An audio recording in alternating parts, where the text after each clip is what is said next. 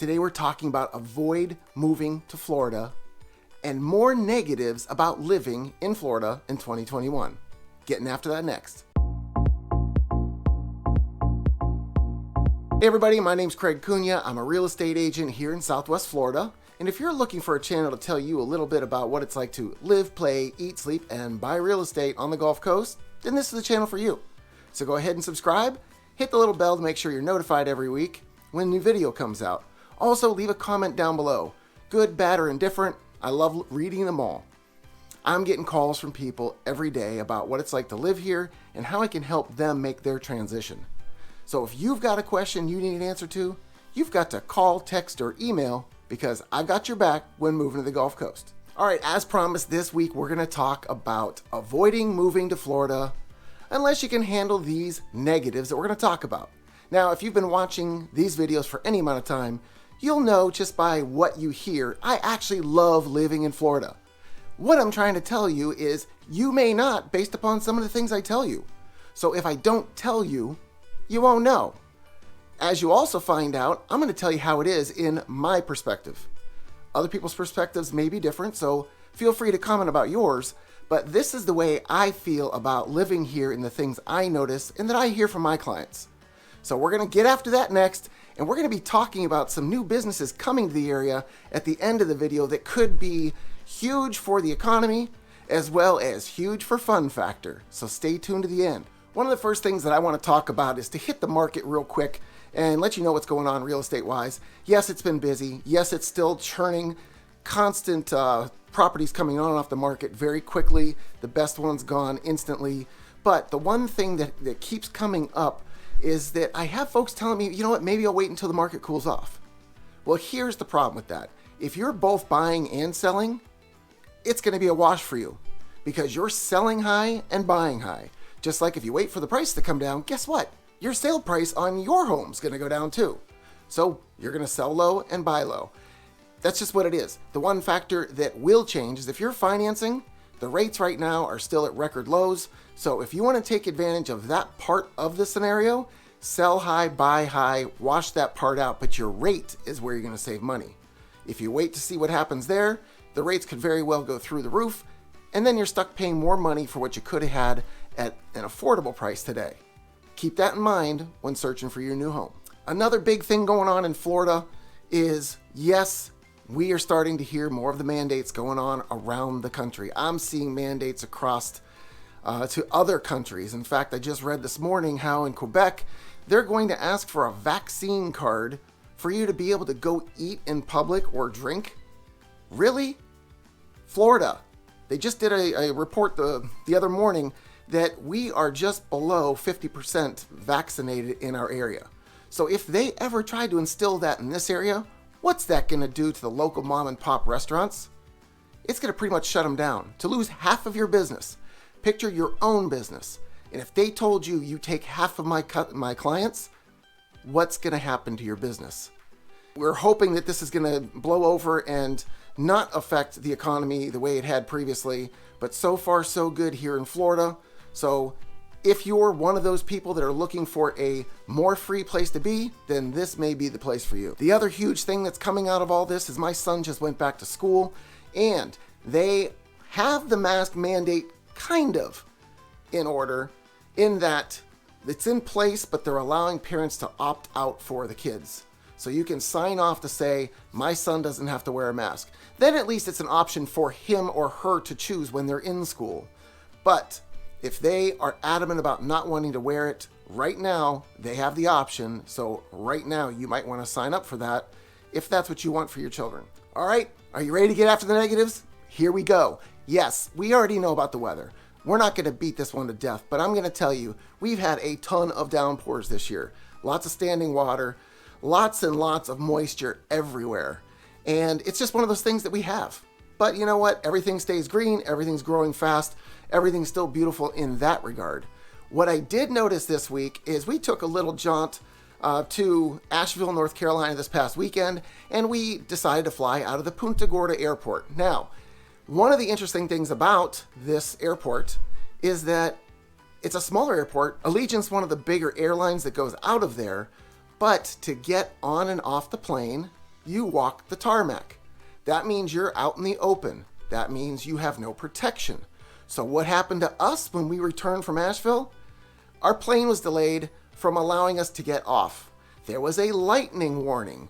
So in this situation, they will not let you deplane if there's been any lightning strikes within 5 miles, and then they wait 15 minutes for that to clear. So safety is still at the utmost importance there, but it was very different experience for us because we'd never had this happen before. Yes, I've talked about the lightning alarms here in Florida, and it is real.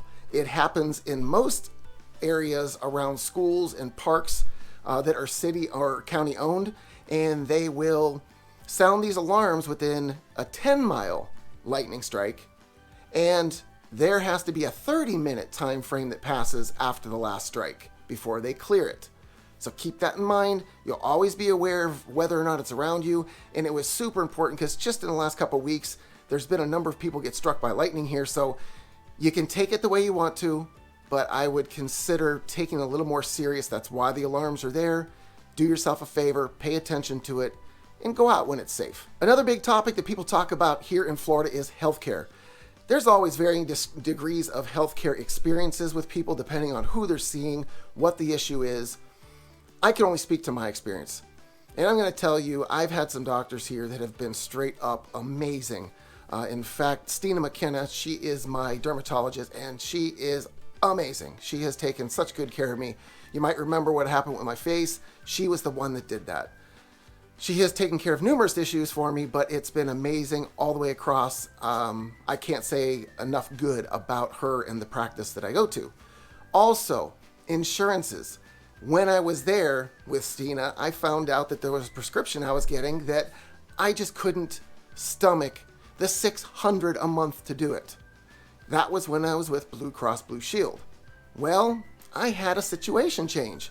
I had to change over my insurances, so I went to United Healthcare.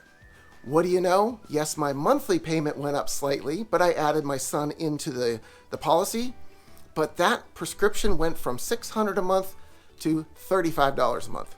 So you too can do exactly what I did.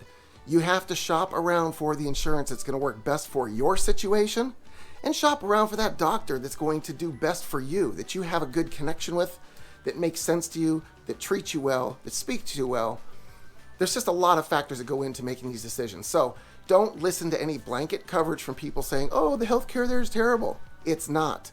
You just have to do a little more homework to find the right one. Another thing you're going to find out is the drinking water in Florida is really bad. Yeah, every single person that comes from another state that has good water has said this. My latest clients, you've heard them before, Zach and Joey, they come from Colorado. Yes, Colorado has great water. So coming here was probably pretty much a slap in the face to have to drink what we affectionately call here in the Cape Coral area as a Cape Coral cocktail.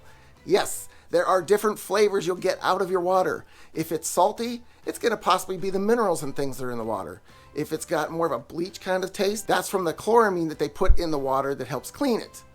Then, if it has a metallic taste, it could be the copper, the iron, the zinc, the magnesium, any of those things that's also in the water. So if you truly want the best drinking water you can get a whole house reverse osmosis water cleaning system, and it'll take care of this problem the best that you possibly can. Otherwise, it's probably going to be bottled water for you because there's nothing that we can do. This water comes down from under the ground, under the aquifer, so a lot of times things like pesticides, that's why they try to restrict use of pesticides, especially certain times of year, like this time of year when we get all this rain, all that goes back into the ground, and we're trying to limit what goes into that aquifer.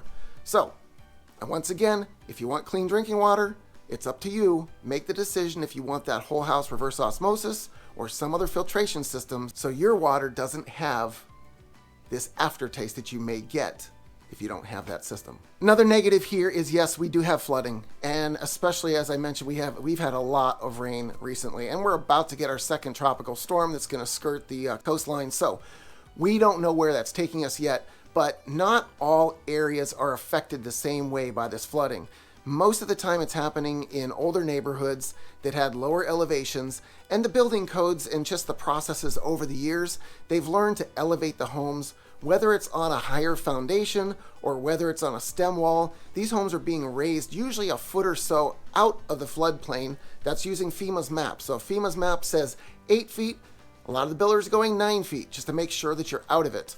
It doesn't mean you'll be completely removed from flood insurance, but your flood insurance will be significantly lower. And I'm finding that there's people that are even in more of a floodplain where their insurance isn't outrageous, but you still want to take care of your stuff. You want to put yourself in the best situation. So check out those maps, talk to your real estate agent, make sure you're getting into a neighborhood that's going to give you the best scenario to work with. And you know what? Worst case, go new construction, get the higher elevation built into the home. But remember, there's going to be delays, usually a year to a year and a half right now to get a new home built. All right, here's another negative, and this is coming from Kevin. He was doing his due diligence. These neighborhoods in our area, some of them can be very mixed. It can be run down in some cases. It can be neighborhoods where you've got duplexes mixed with single family homes, mixed with commercial properties. So there is a level of due diligence and work that needs to go in from your end. If you want to know what you're going to be living in and around, don't rely on somebody else to put you in the situation. Get in your car, take the addresses that you get from the lists that you're sent, and go drive the neighborhoods. Take your time. Kevin went out and he looked at about 22 properties over the course of 2 days. He came back to me with 4 properties that he might have interest in. We ended up putting an offer in on one of them, and guess what? He's under contract. He's going to close this thing in about a month, and he's happy as a lark that he did what he did. In fact, his statement was, it was very enlightening going through that experience of driving these neighborhoods. That's something you won't get from your real estate agent because there isn't time to drive around all the neighborhoods. Take the time yourself. Make sure you do it properly so that there's no surprises later once you've closed on the home and now you're living in that neighborhood. Another negative is obviously the wait times are getting longer. Our population's increasing, more people are staying and not leaving, and a lot of our restaurants now are either short-staffed or closing because they don't have staff. So these are all new challenges to us. We're not used to this. Obviously, season's around the corner for us. Season for us down here can start as early as November, but the peak is in January. So if we don't get this right and get some people out there that are willing to do these jobs, serving the food at the restaurants, bartenders at the bars, whatever it is, without these people, this area can't run. And you're going to see this in many areas. We're finding all kinds of businesses being affected. Restaurants now, in some cases, in a peak, at a popular restaurant can be an hour and a half to get a table. That's just not right. The same thing applies for some of our government offices. A passport, for example, it can take weeks just to get an appointment. And then it's taking somewhere in the 18-week range to get it back. So if you're planning a trip, you might want to get ahead of that. I was just at the passport office today, and I did have an appointment. You will need an appointment to get in there. Once you have the appointment, you're in and out in literally 10, 15 minutes. It's not a long process, but obviously have your application done ahead of time. They will actually take the picture for you here in Cape Coral. So that government office will do that. Many won't, so you'll need a CVS or a Walgreens or something like that to get the passport photos. Anyway, all this can be taken there. 10 to 15 minutes, you're done. 18 weeks to get your passport in hand, but you'll have it for the foreseeable future once you get that done. Another new negative in Florida is if you're an online shopper like I am, and I love Amazon. I'm sorry. Yeah, it's just one of the things that makes my life easier. But now I get hit with sales tax on every single thing I buy. It wasn't that way a short time ago, but due to all the shortages with the unemployment that was paid out, there has to be a way to build that back up again. So what they're doing is, they just instilled this a couple months ago, they started charging the sales tax on all online purchases for the state of Florida. Keep that in mind if you're ordering things online. Another huge negative, and you will see this if you drive around in some areas, code enforcement.